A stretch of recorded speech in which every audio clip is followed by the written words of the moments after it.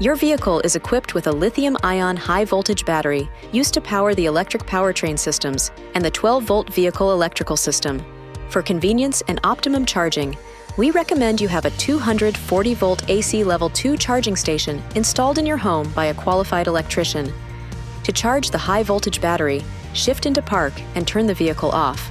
You'll find the charge inlet access on the driver's side of the vehicle, behind the passenger door. Plug the charge connector into the vehicle's charging inlet. You'll hear a click when the charge connector engages.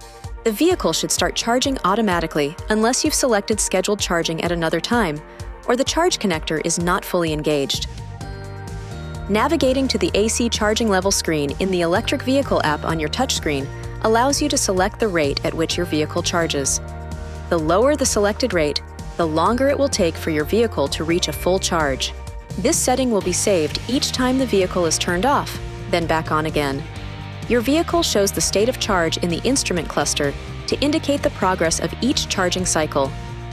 In addition to the battery display in the instrument cluster, your vehicle is equipped with a visual state of charge indicator made up of 5 lights mounted to the right of the charge port. One blinking light means the charge is 0 to 20% complete. One solid and one blinking light means the charge is 21 to 40% complete, and so on. When the charge is complete, the blinking stops. Keep in mind that you can safely unplug your car at any time during the charging cycle. To unplug the vehicle, you must first push the unlock button on the key fob, and then push the button on the charging cord set connector or the unlock button next to the charging port. Please note, there will be a delay before the cord set can be removed from the vehicle. You can set a charging schedule so your vehicle automatically charges to full at your desired day and time each week. In the electric vehicle app on your touchscreen, select Schedules, Charge Schedule, select a schedule to edit, then set the days and time that works best for you. This video is not intended to take the place of your owner's manual.